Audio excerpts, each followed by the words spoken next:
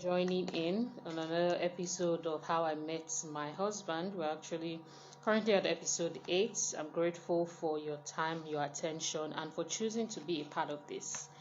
Thank you. My name is SAGENEL Larody, and I'll be taking you through this journey today as we learn from a woman who is working in purpose and working in a marriage purposefully as well, how she met her husband. One of the reasons why we do this series is to let people see the positivity and possibilities of a great marriage, especially in this day and age where there is a lot of negative narratives. And we want to let you know that there are some biases and barriers that are hindering you. Sometimes you are not even aware. Of course, what you're not aware of, sometimes a lot of times you argue with. We want to show you what is possible and just help you on your process to meeting your own husband. So we'll get our guests right on the live now, and we will just on YouTube. Thank you. It's a good time to subscribe, like, and share.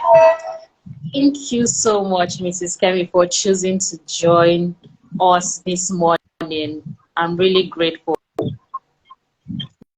Good morning. I'm happy to be here this morning as well. Thanks for inviting me. Thanks for the opportunity. I count it a great privilege and I don't take it for granted. I hope I'm audible enough. The audio is okay. Yes, you're audible enough. I don't know why you were not seeing me then, but well, sometimes those things happen with Instagram. At least I was able to restart it. Okay. I was able to restart it. All right, so there's a lot to know about Mrs. Kemi, a lot of the work that she does, and you can find it on her Instagram at Kemi Olutayo to learn more about her. But for the purpose of this interview and conversation, what you should know about her is that she's been married for 22 years and counting. She got married at the age of 28. Her location where she met her husband was Lagos, Nigeria. Her occupation is a marriage and relationship counselor. She's a tribe and nationality Yoruba Nigerian. Same thing with her husband, and they are both Christians. So dive right into the first question, and one of my most favorite questions, which is, how did you meet your husband? Okay. How did I meet my husband? By the way, my husband is Kemi Olutayo, and we actually met 30 years ago. We met 30 years ago. Wow. At that time, I was in year 2 in the University of Lagos studying biochemistry. And I will say, fortunately now, he was in Yaba Tech doing engineering, but he was actually scouting with a friend in Unilag. And that's how he came to be in Unilag. And another thing that I would consider fortunate, as everything turned out right now, is I was actually staying in a 3-man room in MTH in Unilag, Madam Tinubu Hall. It was a 3-man room with a bunk and a single bed for the final year students. The final year student happens to be his now sister-in-law, the wife to his elder brother. So he used to come to the room to visit her. And I was here staying in that room with a friend of mine. And that's how we actually met 30 years ago in Unilag. Wow. Hey, like I've heard stories. This is so interesting. Okay, let me take it in first. So now, my next question will be, from that meeting point, because you've given us the very foundation. So how did things now start moving from just him coming to visit and hey, hello? That's even if you people even used to say hello to each other then. But how did things even move to friendship? Okay, in that particular room, I said we have a bunk and a single bed. On each of the bunk, we have 2 people staying there, making 5 people in the whole room entirely. Okay. His visit becomes so frequent, and he is a very jovial person, very friendly person, that he befriended us all. He got to a stage, we usually call him our 6th roommate, because he's practically there all the time. He's our 6th roommate. He's very close to every one of us. But I think he took particular interest in me because at that point in time, I'm just about my spiritual growth. I'm about my spiritual growth. I think I just rededicated myself to Christ. And it comes as a friend, then as a very spiritual person. He's the one person that will come to our room after all the gist and everything. Can we just have a word of prayer before I go? Can we just have a word of prayer? Can we just read the scripture, see what I saw in the scripture today? And he engaged all 5 of us. And that's how the friendship started. He took particular interest in me by, especially when he noticed that I just dedicated my life. What did you read today? Have you read your Bible today? You know, that sort of question. So that's that question makes me want to know more, want to read more, because I know it might come today and it will ask. So that's how it started. Yes, and then we always ask, and we will delve into the scripture, we will gist. In as much as he's a very spiritual person, he's also a very fun-loving person. The room is always jovial, everything is always fun-filled when he's around. And that's how we just got to know each other, we get closer. Then I discover along the way that where my parents stay, my parents' house is actually very close to his parents' house. So that even during holidays, when we go back home, we can always stay in touch. You know, in those days, there's no GSM or whatsoever. So that's how the friendship actually started. And we were friends for, on that level, we were friends for 4 years before we even got engaged at all. This one is like is made in heaven. Mrs. Kemi, everywhere you go. I'm just in your parents' house again. We're close to it. When you said that, I was like, okay, that one, you couldn't have planned it. It couldn't have been made up. Thank you. No, I couldn't have planned it. Exactly. Like how the parents' house were seeing each other, especially when of course sometimes there's no Instagram, there's no chatting, we have nothing. No Instagram, nothing. Yes, if we don't see each other, then well, till next time we come back to school. Wow, so interesting. Okay, could you tell us please what your first communication was like when you both knew that you were starting to have more than friendship? After the 4 years, if you could take us through the journey of how the 4 years went. So was it all Bible study? It continued through the 4 years. Again, have you read your Bible? Again, have you read your Bible? And well, so through after that 4 years, how did it start to metamorphose into just the more romantic part that we now moved into courtship and marriage? Okay. Actually, it was within that first 4 years that I kind of get an inkling that this is the man for me. You know, the more I delve into the scripture, the more I pray, the more the conviction was there. But I know he's just a friend to everybody. And I just thought it's just like in this modern day parlance, catching feelings, you know. So I decided to pray the more like during that 4 years. Yeah. Exactly, during that 4 years. But one thing I noticed during that 4 years is other brothers started coming from the fellowship.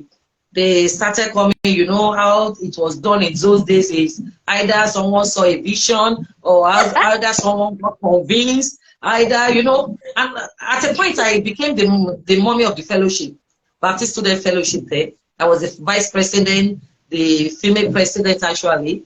At a point the president approached me, another brother in the fellowship approached me, and everybody was coming with, thus says the Lord, this is what God says. But thank God that for a time I'm also spiritually grounded. I'm learning that God can speak to you. I'm learning that you can ask God questions. You know, it was getting to a point that I was kind of getting confused. The person I'm catching feeling for, so to say, is not saying anything. It's just a friend in the friend zone. And here are other people coming in. And you know, at a point when they come, they tell me their conviction. The fear is always there that what if you don't say yes, and you know, you in quotes lose out. But after several time of praying, you know, the conviction that kept coming to me is that God is not an author of confusion. He can't tell this brother, this guy, that I'm the one meant for him without telling me as well. At least there will be something to change in my feeling. I will see that brother in that line. I don't want to just take anyone's word, hook, line, and sinker. And that's what I still do to today. Because I remember studying my scripture then, I learned about the Christians in Bereans. The Bible said they were more noble than those in Thessalonica because they checked the scripture to see whether these things are true. So I was very respectful to those brothers.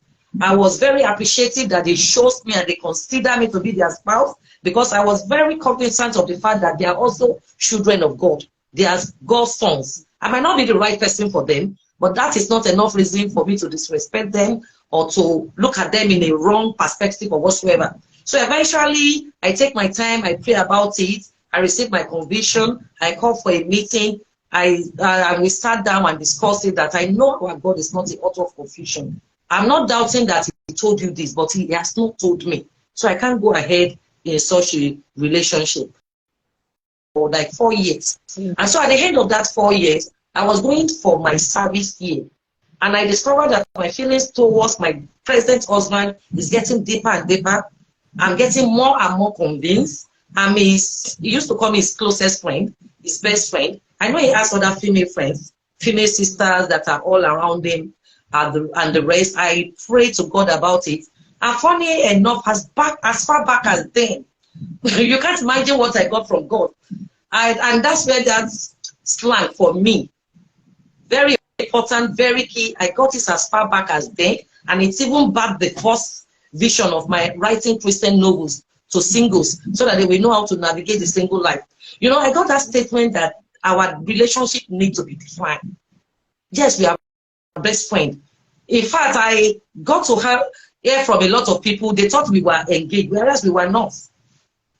Both of us that we were supposed to be in that relationship were not engaged, but people see us as that. And that's why, you know, I kind of tell brothers to beware of umbrella ministry. You know, you are around the sister so long that other people thought the two of you are in a relationship, whereas there's nothing going on. And that can discourage other people from coming, you know, sort of. You know, at a point I had that word, define the relationship.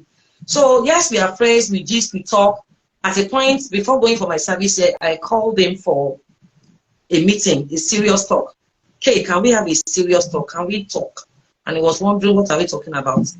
And at a point, I told him, I discussed with wisdom, of course, our relationship, and I told him to tell me where did he see us going in a year's time?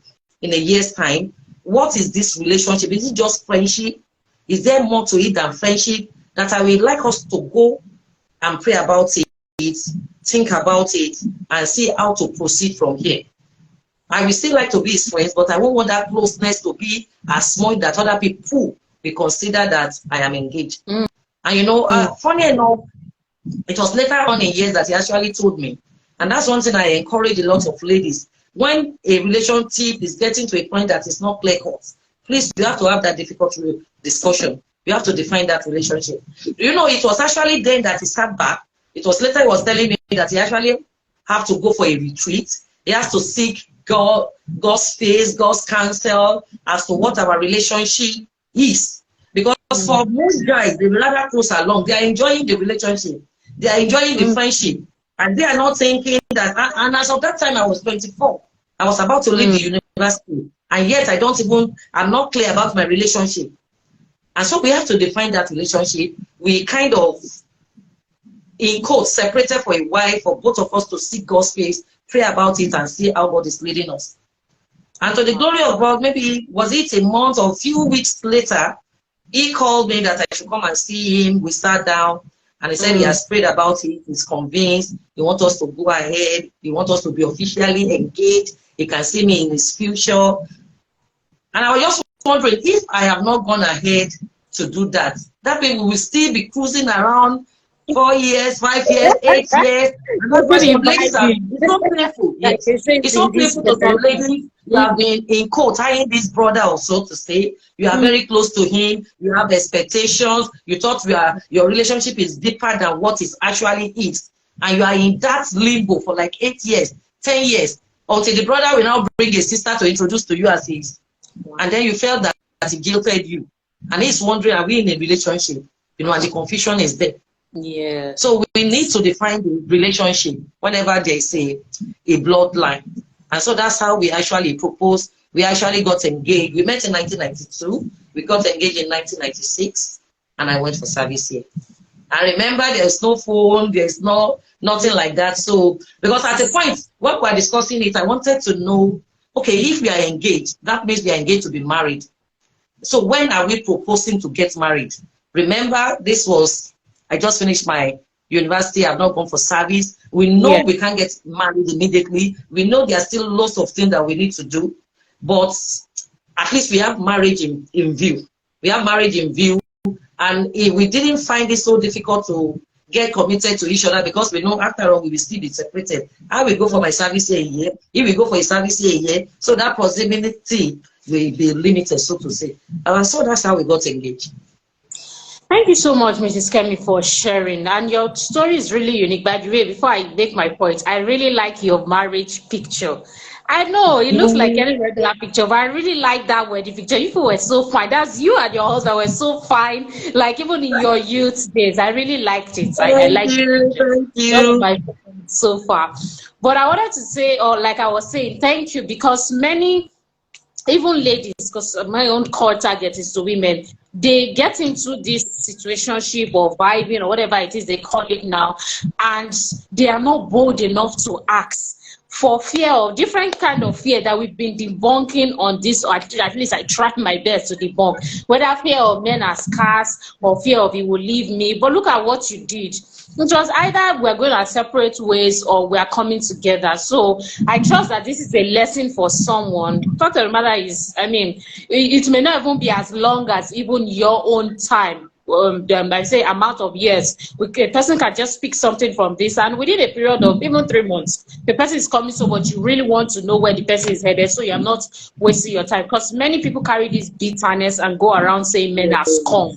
But you are also, you are allowing them to be scum in your life because of how you are housing whatever it is that is going on.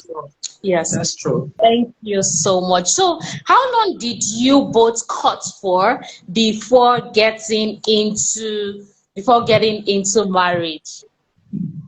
Okay, like I said, we got engaged in 1996 and we got married in year 2000. So we were in courtship for 4 years. Okay. What was that period like for you? I would like you to please share with us, teach us, what did you do during your courtship period? Because some people think it's only maybe having, some people think is courtship or dating, however it is they call it, for having premarital sex and for going to the cinema. So if you can please educate us how your own premarital courtship was like, your do's and don'ts, and how you both just coordinated before marriage. Okay, so immediately we got engaged, that 1996. I discovered it was very easy to get physical. You know, we have defined a relationship. We are now a good boyfriend, girlfriend. It was very easy to get physical. We start hugging, we start doing those kind of things, but I know I'm not comfortable with it. Being a child of God, he's also a child of God, but we are still human beings all the way. But along the way, we were able to discuss it. And I remember, just like I said earlier, I'm going for service here, a whole year. You know, that we eliminate the proximity. We can only talk, we can't even see. And even the talk is so limited there. As of, I think some few months ago, the children still found around the house. We do a lot of letter writing. And you can guess, the letter will arrive maybe 3 months later. Or I was serving in Kebbi State then, and it was in Lagos. So if you write letters, if we even be quoting in it, I know it might not get to you till a month later or 2 months later, and that's what we do. You know, 2 years, he served, I served, that was 2 years out of the 4-year courtship. So we were writing a lot of letters. We sent someone, I think during the time I was in Kebbi, he actually traveled down as well. So we were able to see each other, though I was staying alone. But I was conversant of the fact that we are Christians. We have an image to uphold. And we, apart from the image to uphold, we have a responsibility to our faith and to our God. I was actually staying alone in Birinin, Kebbi then. But we decided that he can't stay with me. And that's what we decided before he even traveled down. You can't stay in me. I am all around the place preaching the gospel to people. Then I will now start housing a man. I know we might be strong enough and not do anything, but how many people will believe that? So at the same time, people are looking at you. They see him coming out of your room or he's sleeping there. They won't want to believe that nothing is happening. So we kept telling ourselves that. And I actually talked to some of the copper friends I have then. And so he stayed with one of the guys when he came down. I think he spent some few weeks with him. And he has a way of easily integrating himself. that my friends will become his friend, his friend will become mine as well. So that's part of the courtship then. Then once in a while when I come down, I come over to his place as well. We see each other. And as I told you, we are all human beings. That kissing happened. Hugging happened. But we were always very conscious of the fact that, bro, we can't go further. We can't go further, you know. We were very conscious of that fact. And, you know, at a point I was getting bothered because the passion was really very strong. It was really very strong that I found myself saying no, no, no, all over and over again. And I begin to wonder, is this brother really born again? You know, is this brother really born again? But one thing I noticed that whenever we have that discussion, he too was able to think back and, you know, get himself that, yes, it shouldn't be like this. We should wait. We should do this. And the scripture that finally convinced me on that is when the Bible says, I said it's in the book of Corinthians, that a betrothed, the feeling of the passion of a betrothed is very strong. When you're this desire to be there, because we are planning to get married, that desire is undeniable. It's only human. It should be there. You should even be afraid if it's not there. If it's not even seeking you, if it's not desiring you, you should be afraid that something is wrong. You should be afraid. Yeah. So at least on that level, I was happy about that. I was happy that we have strong emotion for each other, and at the same time, we know that we need to put some boundary in place. Then I came back to Lagos, and then he was sent to Adamawa for his NYSC. That was a whole year as well that we couldn't communicate. The communication was sporadic, but I didn't go down there, but I keep sending message. Whenever I know some of his couples that was having with him, whenever they come to Lagos, I link up with them and send whatsoever I want to send. He sent letters, and that's how we were able to do that 4 years. Wow. Thank you so much, Ms. Kemi, for sharing that. Thank you. What obstacles did you both face, if there was, in getting married before you got married? What sort of obstacles did you experience? Any kind of obstacle or challenge before you both finally got married, did the wedding and got married? Okay, I think at least personally the first challenge to me, okay, that was before we even got engaged. He has so many female friends. You know, he's a very good listener. He has so many female friends that, in fact, it can get so difficult for you to know who is this, who is this, who is this to you, who is this to you. And, you know, that was a bit of a challenge to me until we were able to really commit to our relationship. Then before we got married, you know, I finished before him. I started working before him. And when I told my parents, this is the person I want to get married to, I think that was before he went for his service here. They were, you know, they took it with a grain of salt. Then when he came back from his service, when he was still serving, I kept telling them, I've made my decision. That's the person I'm going to get married to. And they are wondering, you are working, he has not started working. How is he going to work? But I insisted because I was convinced. But my parents said something that they can't allow us to get married until he got a job. And so the job until started. He was looking, I was looking, he must get a job. He must have a source of income. Both of us must be working. You know, he actually got a job in a school then, teaching. They were not really paying much, but we did not even disclose it to my parents because we were able to plan it that what I earn and what he earned, we can manage it and we can sustain ourselves. And we know that where he's starting from is just a starting point. He will get a better job. And we want to get married. By this time, I was already 28. And I want to get married. I want to have my children young and the rest. First, I have to convince him because he too, as a man, he too was of the opinion that he wants to really get established, get a good job, get a house, get a car, get this, get that. And here I am, I'm already 28. To me, I was conscious of the fact that I want to get pregnant, I want to have children, I want to enjoy my marriage early and the rest. And eventually, when we were able to have that discussion and he was able to agree to it, I think he finished his service in 1999. In 1999, so by January, we started having that discussion and eventually we agreed that we are going ahead. And he got that job. I told my parents they already have the job. They were excited, we were glad, they were happy, and we did the I think we did the mini introduction. And yet now the obstacle began. We wanted to get married. We were fixing the engagements. His father wasn't in the country during the time of our courtship, but during the time of the engagement introduction, that we fixed the introduction, he was around. But unfortunately, he was no longer with their mom.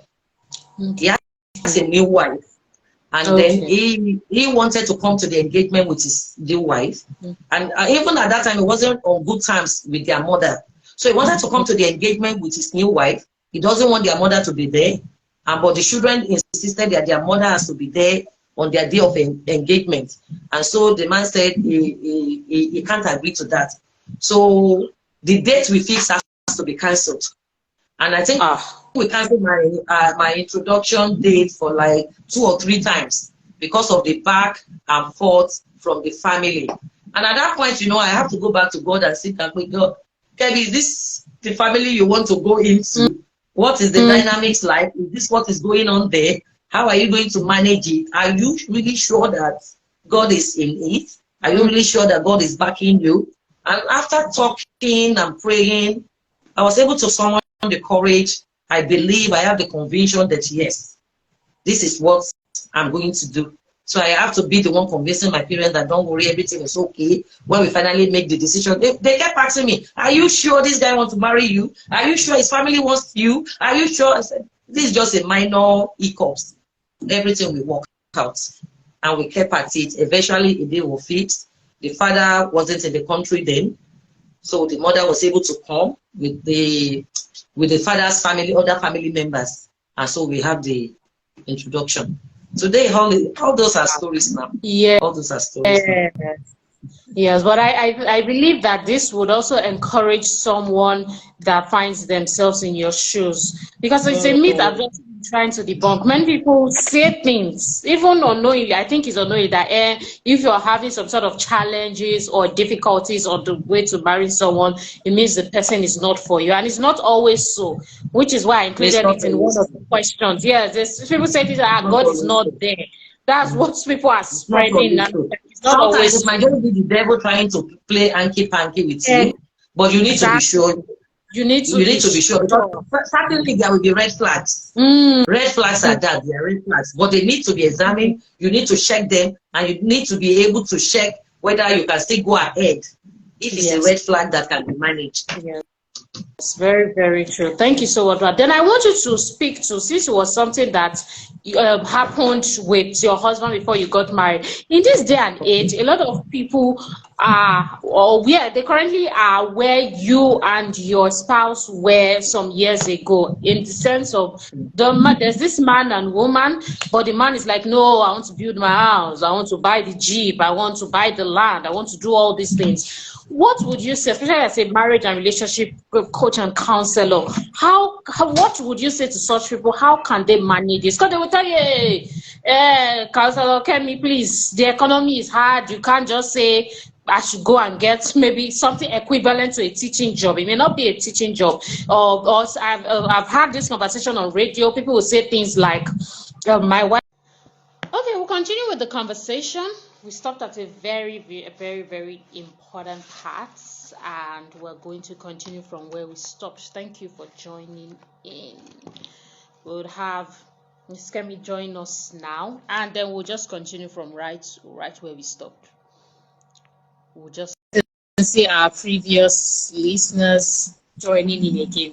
Thank you so much, Ms. Kemi. That must be network. I mean, in fact, I'm glad we are back. Thank you for rejoining us again. So I was asking, I don't know if you got, but let me just paraphrase or rephrase or summarize the question.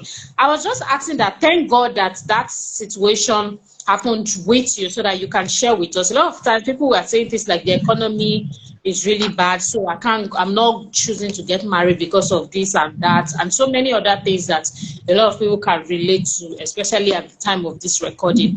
What would you say to that couple and that man who is saying, I can't get married though, because you cannot earn more than me. If you earn more than me, you will disrespect me. And how can we manage the ego of men who, whether you earn more than him or not, he just feels not enough because he's not earning what he desires, and so therefore he wants to postpone marriage to where he's really comfortable.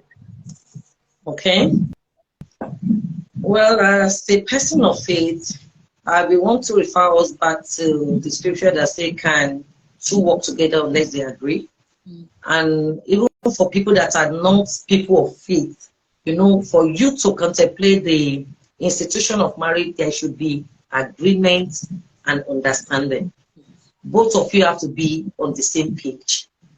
Not just in the same chapter, not just in the same book, on the same page. You need to be able to understand each other. And I'm always an advocate of marry your friend. And by that I mean someone you can discuss with. Someone that even when you are sitting together, you can do, why is your mouth smelling now? What's your teeth now? You know, someone that you are down to earth with, someone you are free with, someone that is no hairs.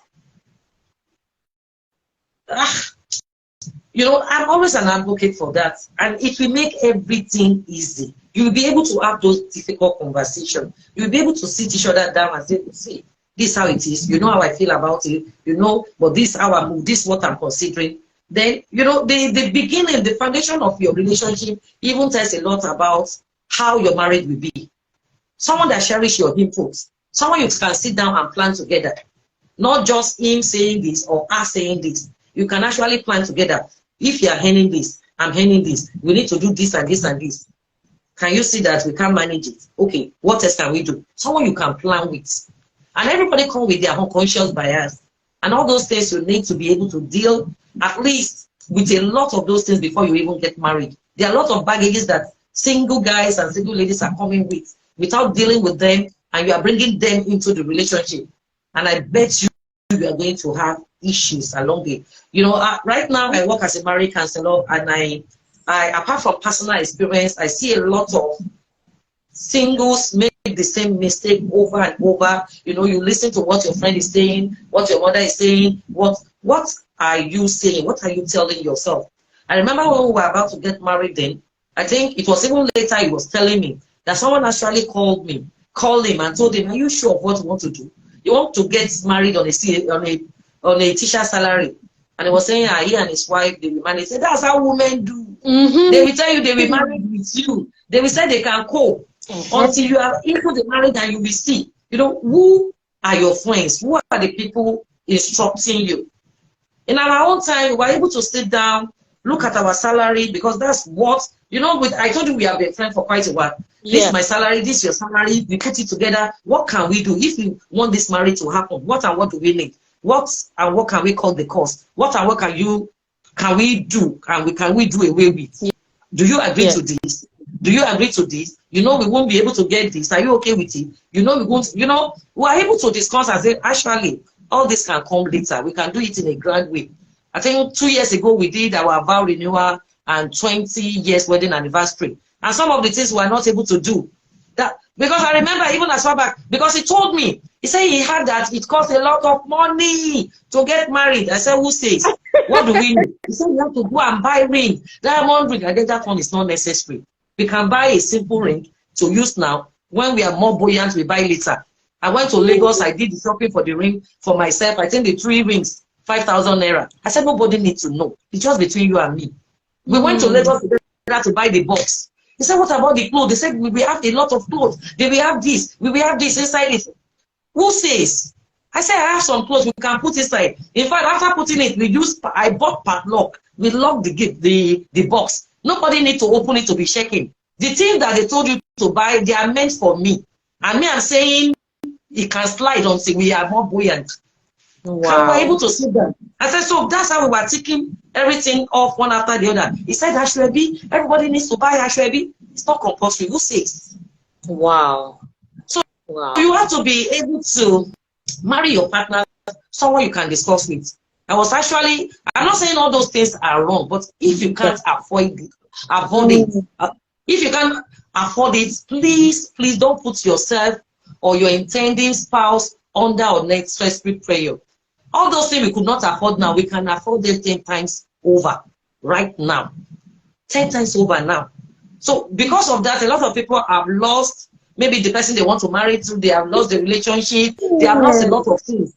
If sincerely you are convinced, and that's the key word. But if you are not convinced, don't force yourself because one counselor tell you one thing or the other. But you have to be able to sit down and decide. There are some things that are deal breaker to some people. To me, buying a designer wedding gown is not a deal breaker. I can always make do and get it. But to some, they will not be happy. You will see the bride's face on that day. She will be frowning like, if you know you are that bride, don't go ahead.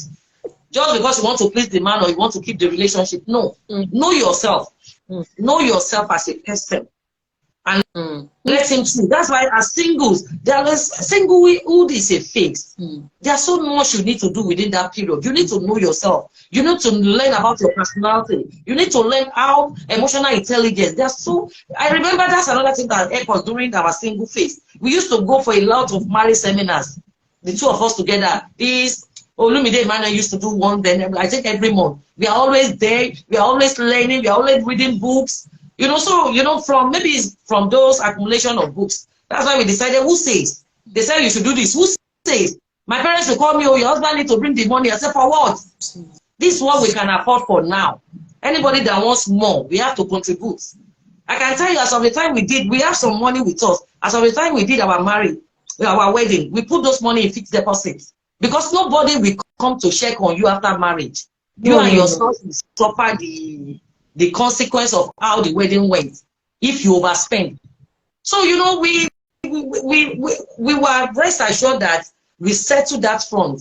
That wedding is just a day. The marriage is more important to us. And so we really focus on that. And see us today. See us today. That's how it is. So you and your spouse must be able to agree first. If you are not in such a relationship, you can't do a lot of things. So that's where you start from. Marry your friend. Marry someone you can discuss with. Marry someone you can rub minds with. And then marry someone with the same values. Marry someone with the same values. That is key. That is key. Because it won't just end with you planning for the wedding. You will have a lot of decisions to make in years. And that's where those differences will come up. And that's where that bitterness, anger, that's where it comes from. Because it's as if the two of you are going in separate directions. And you have to be arguing and arguing over and over. I'm not saying my marriage is perfect. Because we have lots of challenges. We have lots of issues. But it's just that we have a good foundation to build up. Thank you.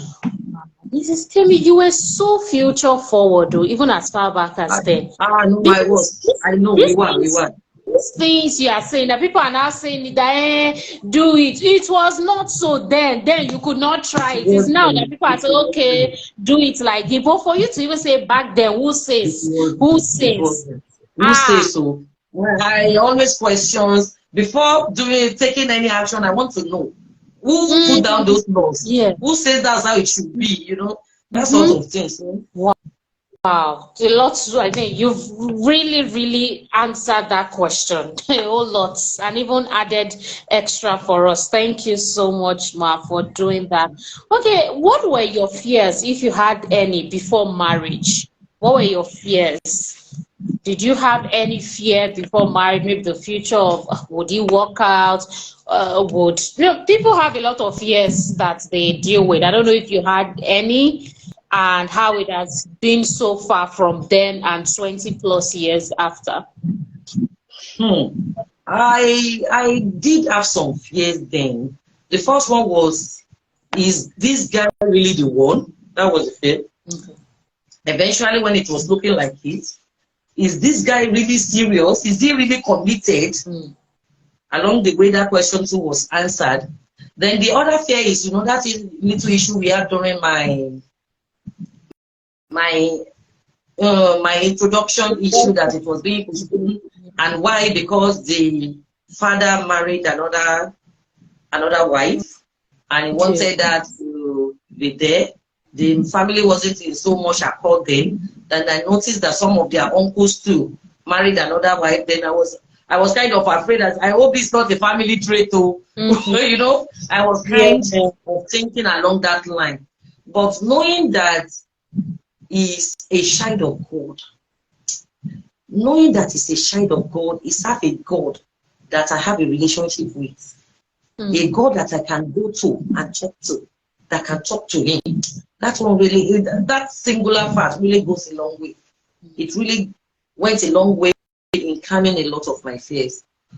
Then as for the issue of money wasn't really an issue to me because I know our future is bright and colorful. We will get there. He will make it. I will make it. And as far back as then, I knew he has a calling. I know he has a calling into the ministry. We don't know when or how it will come about, but I know he's a very ministry conscious person. And I know he loves God. He has his mistakes, he makes some errors, but I know he sincerely loves God. So that's singular fact really calmed a lot of my fears. Yes, okay. Fantastic. What were your expectations before marriage, and what was it able to be met during marriage or in your early years of marriage? What expectations? Because people have diverse expectations that they come into marriage with. Wow. Expectation. The expectation plenty. Oh. That's where the issue started from. My husband and I will always be lovey-dovey. You know, when we started, no, we don't need outside. We'll be working together. As I'm cooking, he will be washing clothes. As I'm washing clothes, you know, those expectations are. Then I used to read a lot of novels then, M&B, you know, all those tender loving care. Oh God, the expectations were much. The expectations were much. And, you know, there are some things that I consider as his weakness when we were dating. I automatically think, by the time we get married, I will straighten him out. That's my thought. I will straighten him out, forgetting that this is an individual with his own will, his own passion, his own experience, and he wants to exert himself, you know. There are lots of expectations like that that, in fact, we started getting on each other's nerves after year 1 or year 2. We thought we would get pregnant earlier on, and the pregnancy wasn't coming. You know, a lot of issues.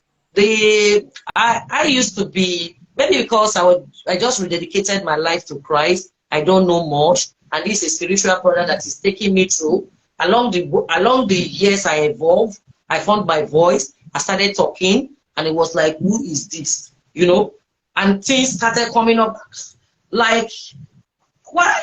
The person I know don't used to talk, and now you are all over the place. You can talk, you want to do this, you know, a lot of things were going wrong, and lots of expectations were not being met, and it's as if we have to go back. That's why I said, having a conviction that you are doing the right thing goes a long way. So we have to go back to the drawing board, we have to sit ourselves down, we have to resolve a lot of issues. It's simpler said than done. All this one I'm saying that you're explaining. It wasn't really funny. So there are lots of expectations that were not so met. That some expectation you have to bring it down and be more realistic, and you have to do some compromise. I know that you are not in this marriage alone. You can't always have your way. You can't always see things things your own way. You can't have it your own way. And then the fact that you don't always have to win an argument. You don't always have to win. You have to be more conscious of the relationship, keeping it healthy, keeping the communication like open, so that you can continue this conversation on any issue you may have. So there are some expectations that will not be met. There are some expectations that you have to trash. There are some expectations that you have to compromise on. There are some expectations that both of you have to sit down and say, where do we go from here? Okay, so Mrs. Kemi, what was premarital counseling like for you both? I know it's just recently that it is in the form of course and all that, but what was it like? Is it that it was the seminars that you were going for that you both kind of used as your premarital package, or what was that like? Because the fact that you're already even going for the same seminars already shows you are already at par on most things. But I just wanted to ask, was there any grand sort of premarital? Some people have come on this interview, they said they didn't have any grand one, they just continue to educate. Some people have said that they had some grand premarital. I wanted to learn that from you. Okay, apart from the marriage counseling seminar that is all over the place that we were going for, reading books, we actually have a marriage counseling in my church, my parents' church, and that one is compulsory. You have to do the 10 classes, or else they will not let you get married in that church. And so my husband and I need to be going there to do the counseling. But that's, I don't know, what I can remember of that, the pastor really did his best, but it was this kind of official setting that, you know, you go by the books. It's as if it's just, you just learn by the book, say the right thing, do the right thing, just read what they tell you to read, just to do the 10 classes so that they can allow you to get married in the church. The pastor was actually making sense, but maybe he wasn't connecting. There was no rapport, so to say. And that's how that one actually went. But we had another one in the church that we were both attending at the time. But that time, before I got married, I've even left my parents' church, the Orthodox church. I've started attending this star with him then.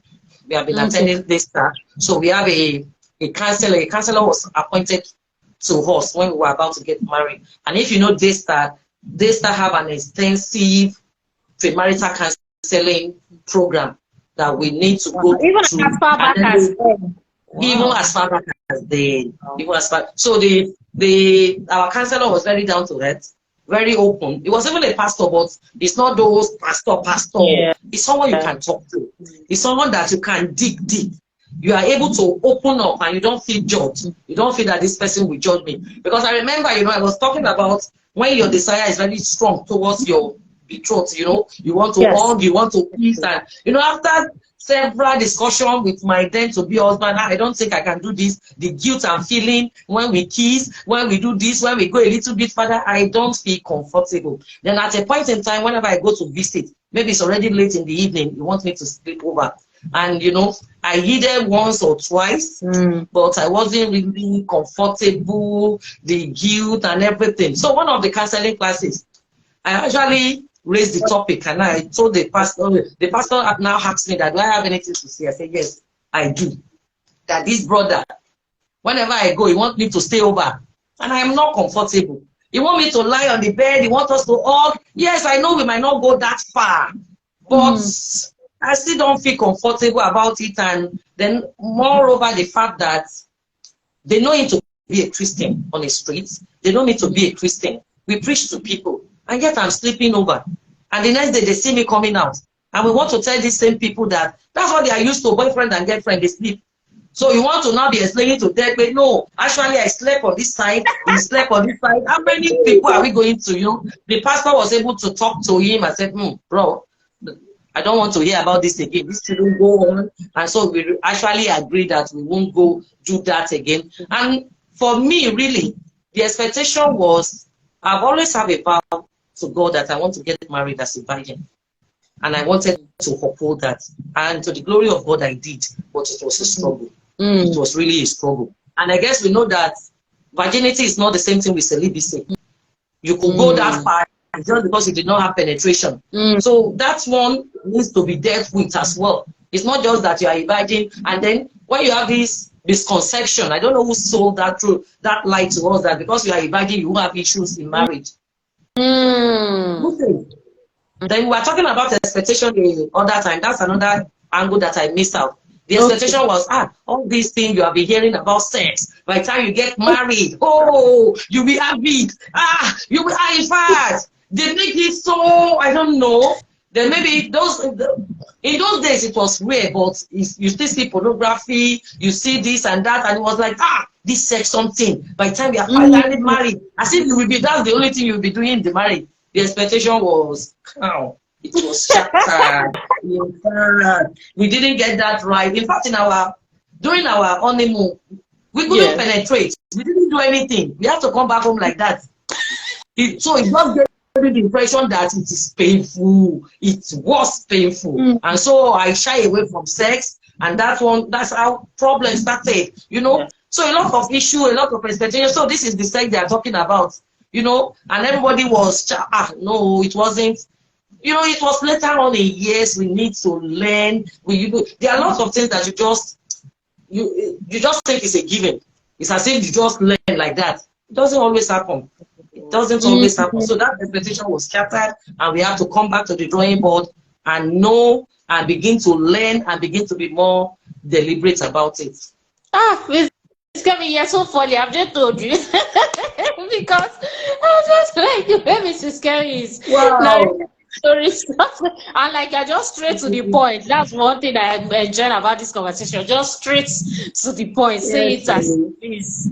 It is really, really important. Thank you. I would like you to share just a bit. It's not part of my question line, but something I want to ask for young couples. I think would be needful as we continue and even start to wrap up. You shared that one of your expectations was you guys trying, especially for children, and it took a while.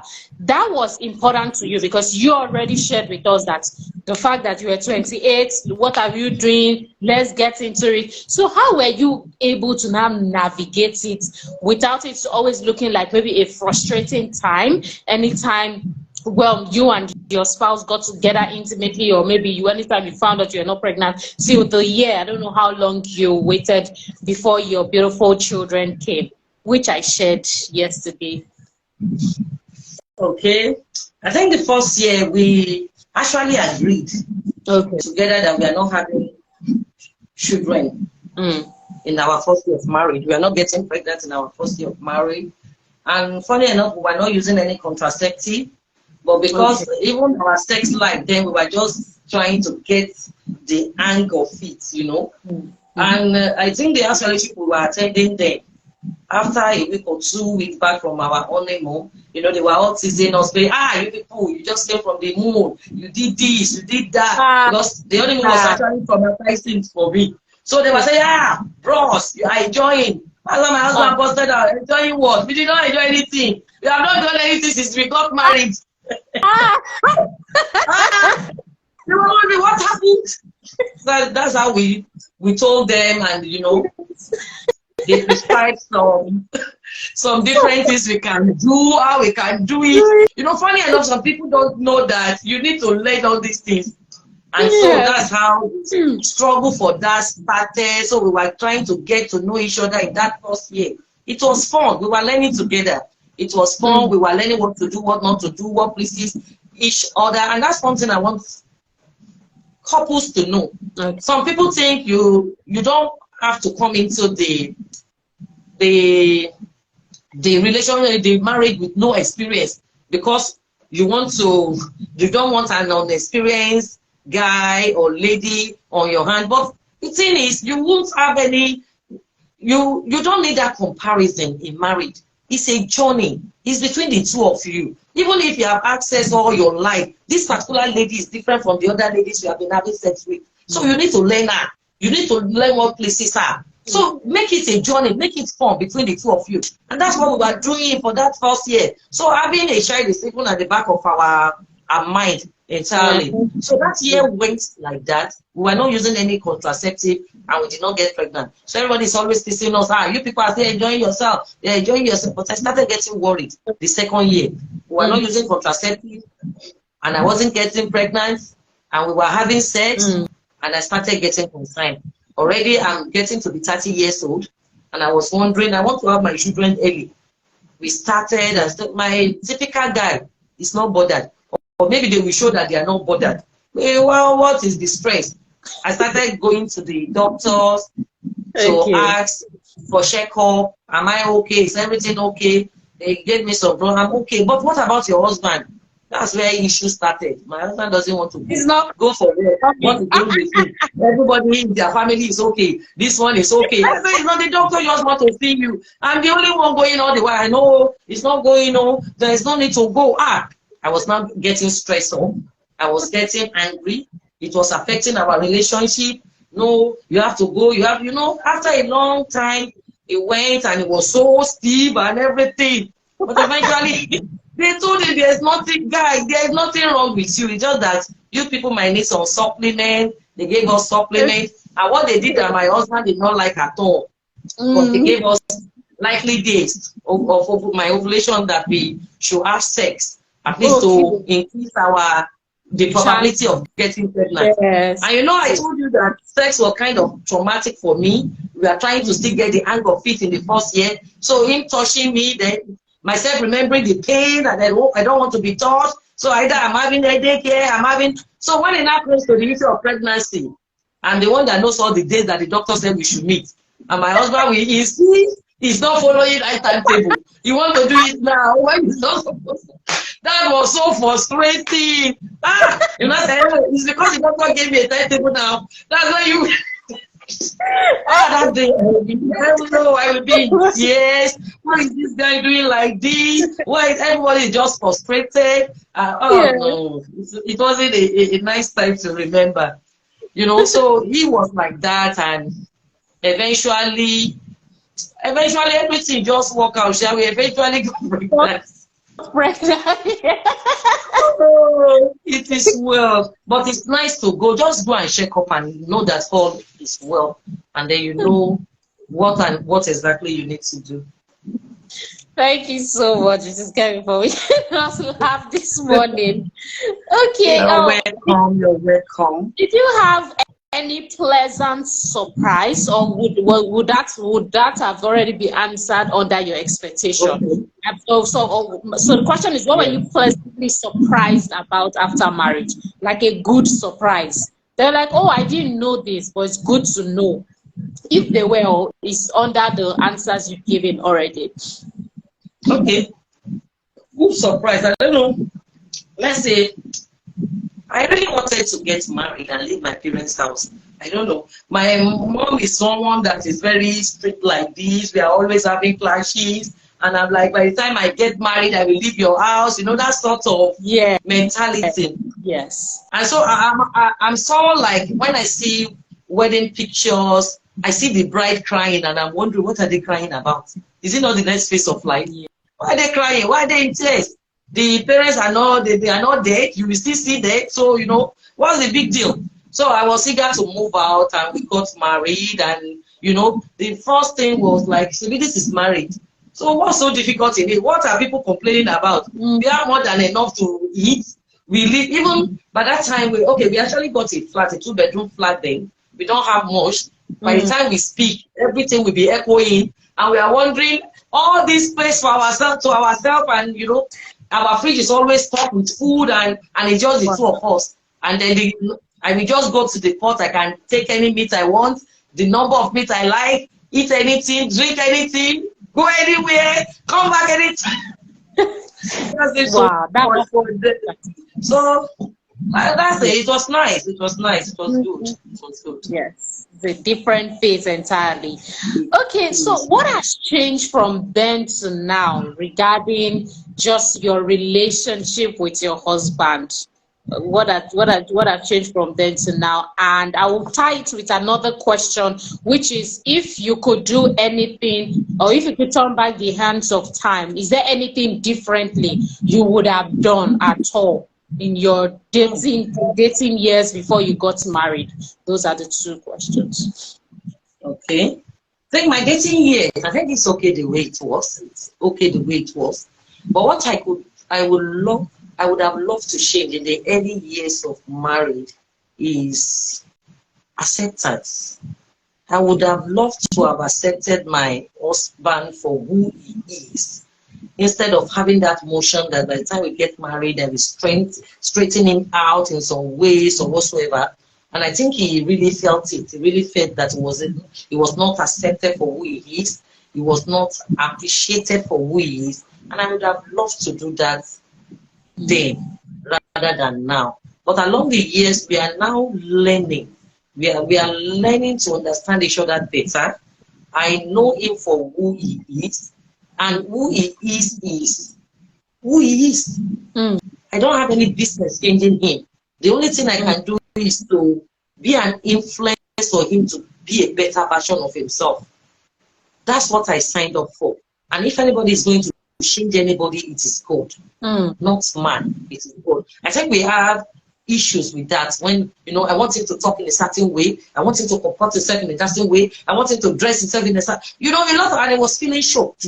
He was feeling shock. And on his own part, he was wondering, see this meek, gentle lady I married, where did she disappear to? And now I have this kind of controlling, domineering, a second mother. This is not a wife, this is a mother, you know. And we started having issues with that. He used to tell me then that, you know, you treat me as if I'm your firstborn, as if I'm a child, as if, you know, and I didn't get to know this on time until we were having issues upon issues. And I actually remember there was a time I got this book by Kemi Olutayo. I don't know I don't think I got the pronunciation very well. The Power of a Praying Wife. You know, I was, you know, we are people of faith. I was ready to pray him into submission. I was ready to pray him into that version that I want. So I got that prayer of a prayer, the power of a praying woman. Just in the introduction, you know, God broke me down, and I was just in tears. And God was telling me that if I need to deal with anybody, it's you. I need to deal with you first, and I will deal with my son later. And that's what I got out of the book. I actually went through it, and I was broken, and it opened me up to a lot of things. I became more tolerant. I became more understanding. I began to see that is a person that have a different map of the world than I do. I begin to see that he have different significant emotional experiences than I do. I begin to see that he have different childhood experiences than I do. So I can't expect him to behave the way I am behaving, so to say. Our background is totally different. I begin to get more understanding of who he is right now, who he was, and what he needed.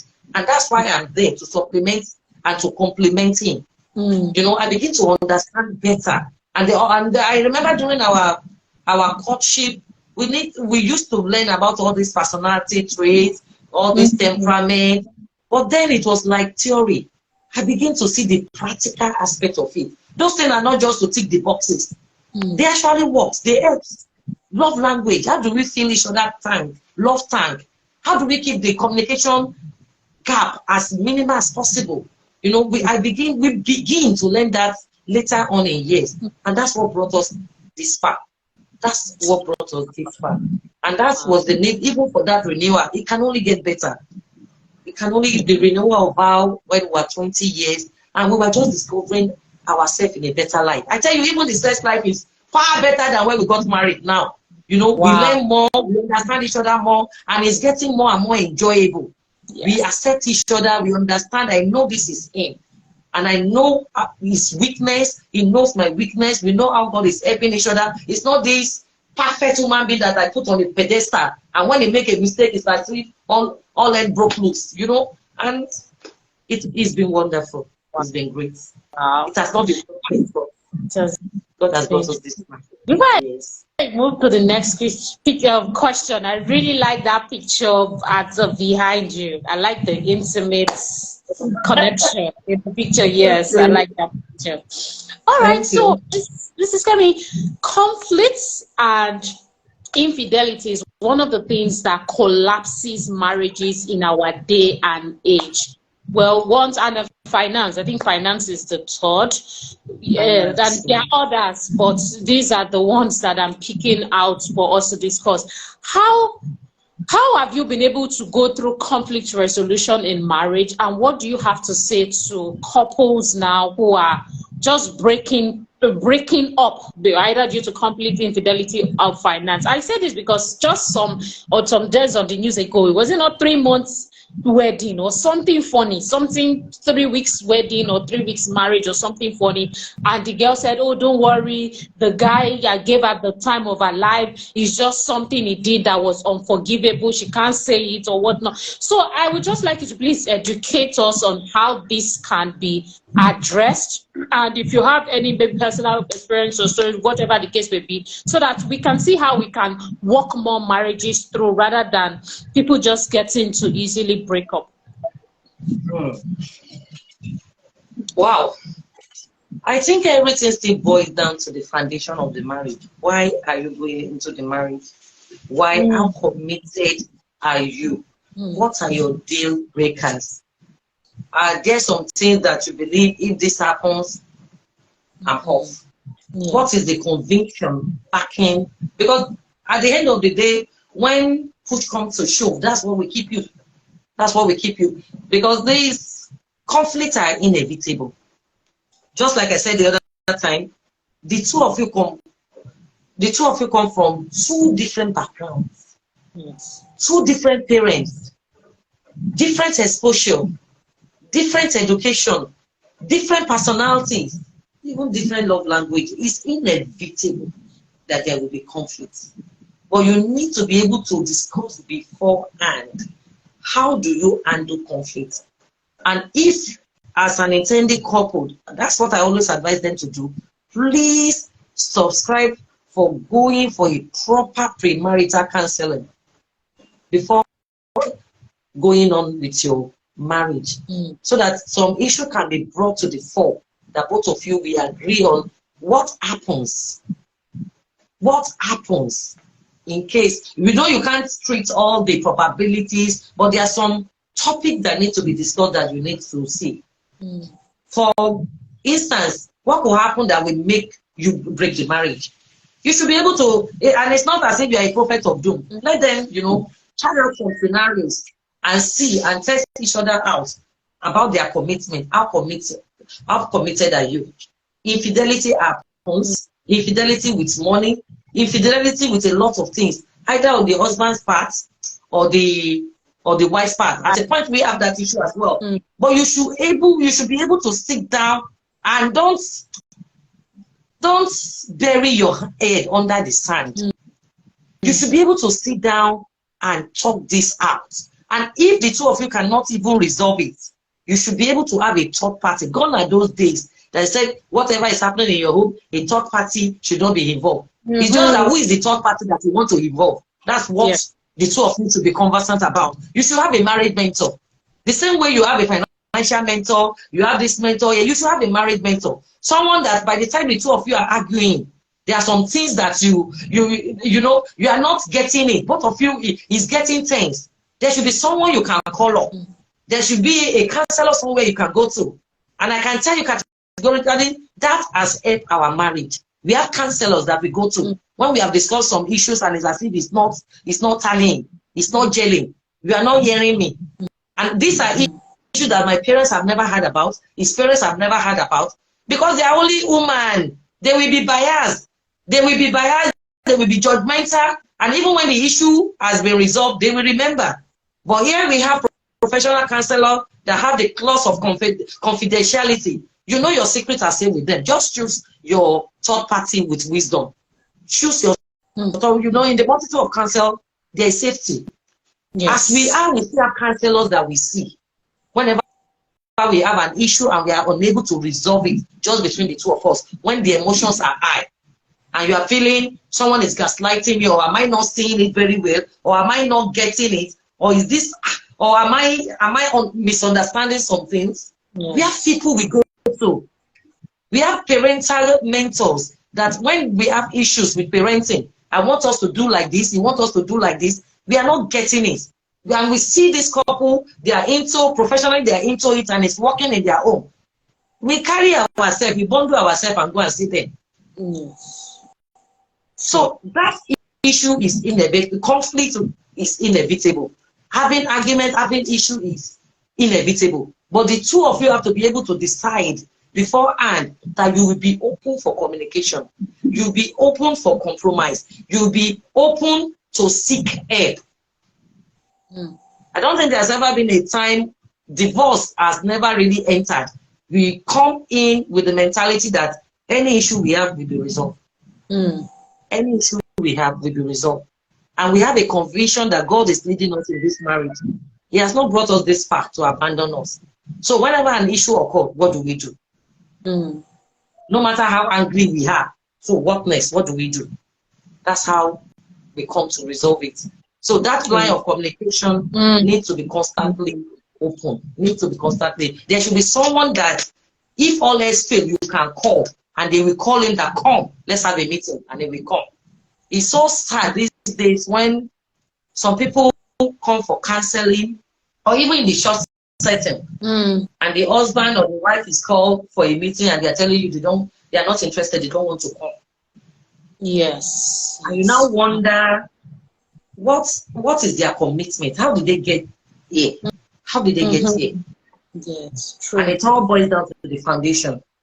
It all boils down to the foundation. You should be able to agree that if all else fail, you will give all to this marriage. So it's something you need to think deeply before you go into it. And it's not a crime to be single. It's not a crime.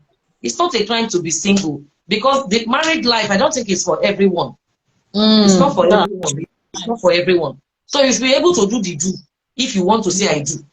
So it should be part of your decision. And you should agree with the person you are going to get married to. Not that this is the way they do it in my family. This is the way they do it in your family. The two of you should be able to come together and at least agree on some specific things before moving ahead. That's my... It's really, really profound and detailed. Thank you so much, Mrs. Ken. We're rounding up now.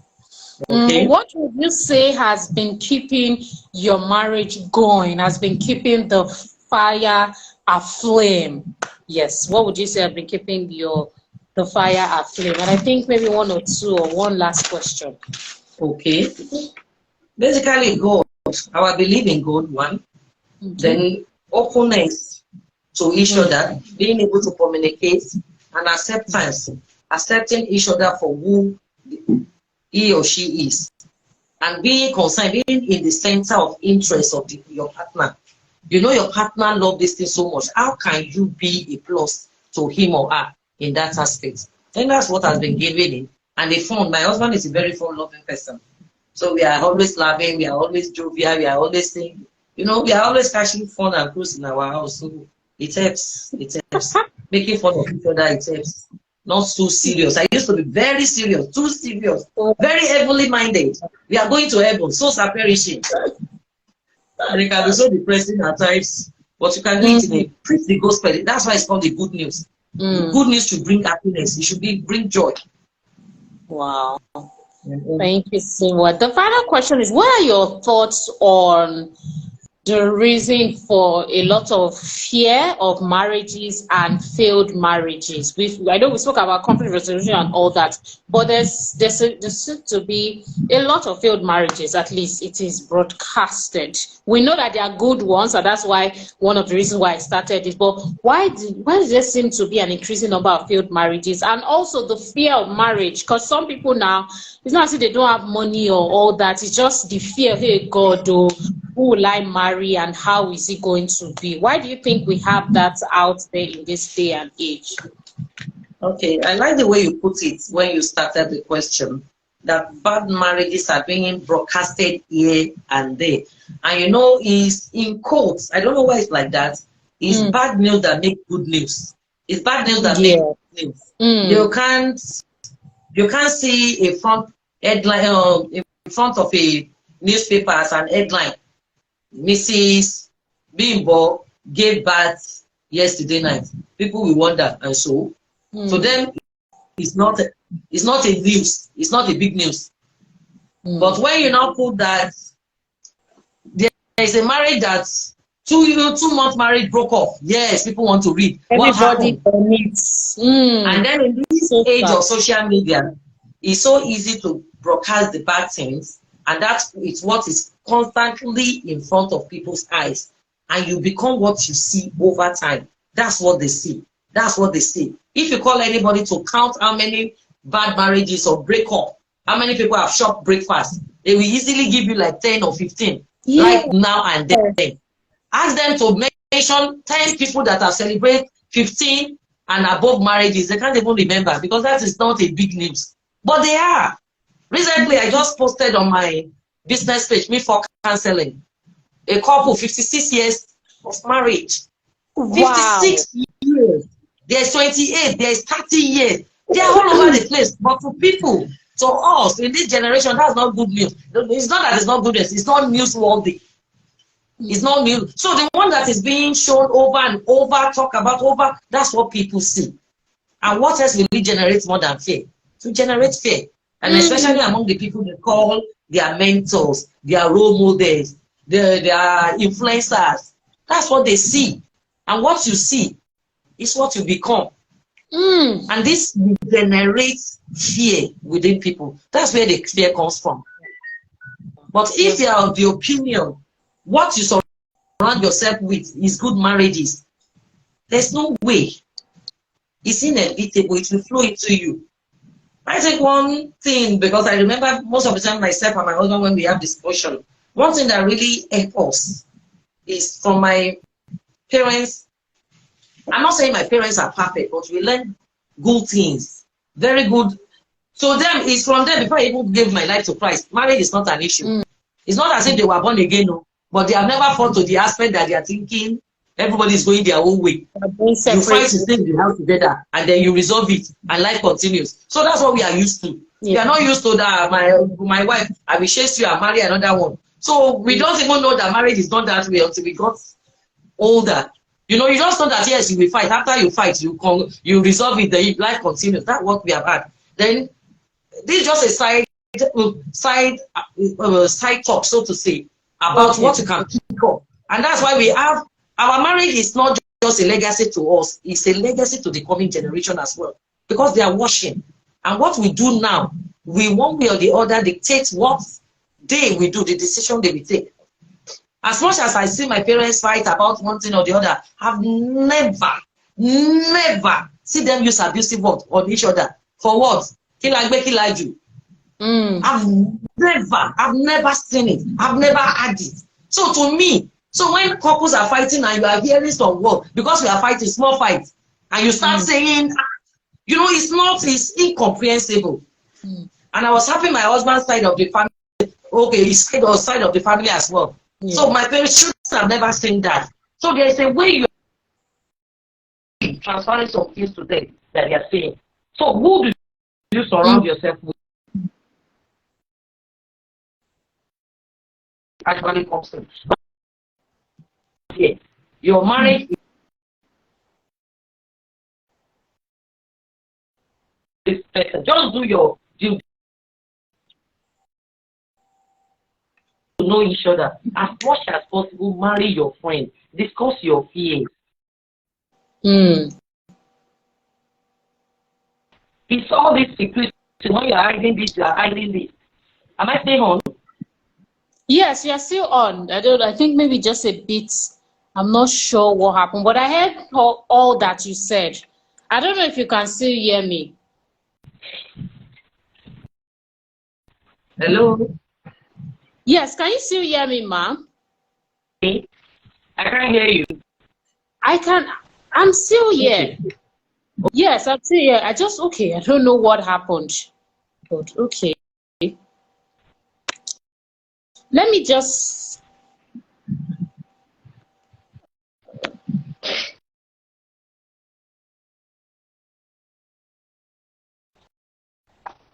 all right. So I want to ask the final set of questions, Ma. We're done with your question set for this conversation, and it has been a pleasure and just so much learnings from you.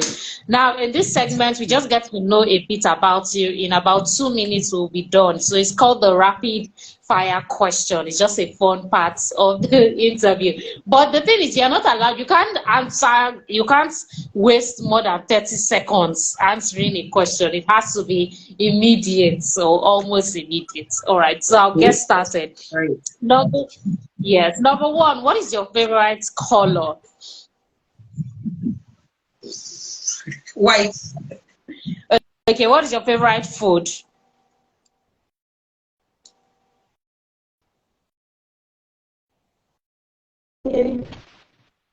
Yes.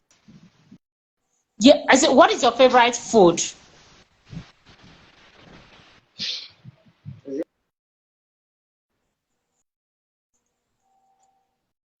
Can you hear me? Oh, I'm not sure. Hello? Yes, I was saying, what is your favorite food?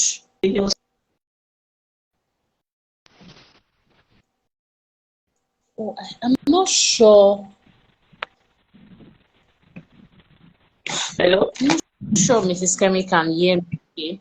Yes, I'm here, Mrs. Kemi. I'm very much here, but I'm not sure I don't know whose network it is now.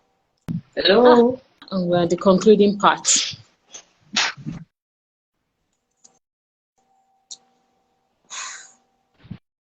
Can you hear me, Mrs. Kemi? Okay. Hello. Yes, I can hear you. Can you hear me? I can hear you now. Okay. I can hear you now. I was asking, okay, I was saying, what is your favorite food? Rice and noodle. Yeah. Rice and noodle. Can you hear me? Yes, I can hear you. What are you allergic to, if there is? Cocoyam. What Cocoyam. Oh, that's interesting. What's your best movie?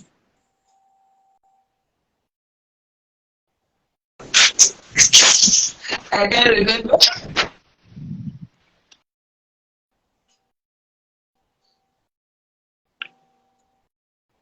Oh.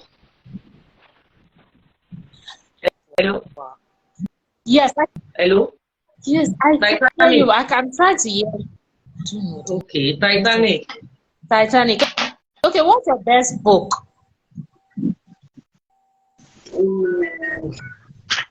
Yellow Sun. All right. Were you giving birth to in Nigeria? Yes, I was. If you were not born in Nigeria, what country would you have liked to be born into?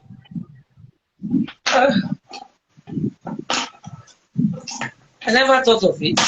Nigeria is okay. I just think we don't get more opportunities here. Yeah. Okay. Or gold or silver? What do you say? Gold or silver? Silver. Black or white? White.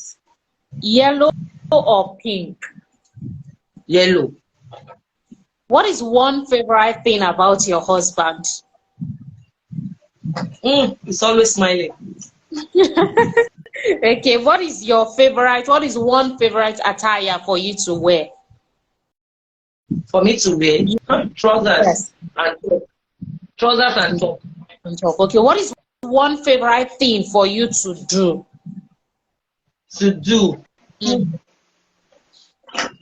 Be on social media. Okay, what do you like to do for fun? For fun, watching movies. Small chops or jollof rice? Small chop.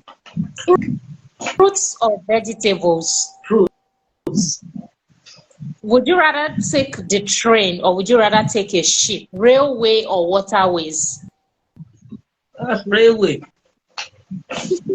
Okay, writing or speaking? Writing. Bus or an airplane? Airplane. Rain or sunshine? Rain. Training, group training or one-on-one counseling? One-on-one counseling. How do you prefer to learn, audio or visual? Visual. A day at the beach or a day in one of your favorite restaurants? One of my favorite restaurants. Okay. If you had, and we all have the superpower, but if you were to pick one problem to change in Nigeria, one thing to change in Nigeria in one day with your superpower, what would that one thing be and why? Bad leadership, corruption. For obvious reasons. I think we already know the reasons. And then finally, what do you want to be remembered for? I don't know. What do you want to be remembered for? Is that the question? Yes, what you want to be remembered. Yes, that's the question. That I contributed positively to people's life, especially their marriages. Thank you so much, Mrs. Kemi, for your time. We're so grateful. This will be on YouTube, so you can watch it on SAGENEL TV on YouTube as well. Mrs. Kemi, I thoroughly enjoyed this session. It was so funny and it was so insightful as well. Thank you to everybody that joined in. Thank you so much. Yes, will also be available for those who want to. Bye. Okay. Bye.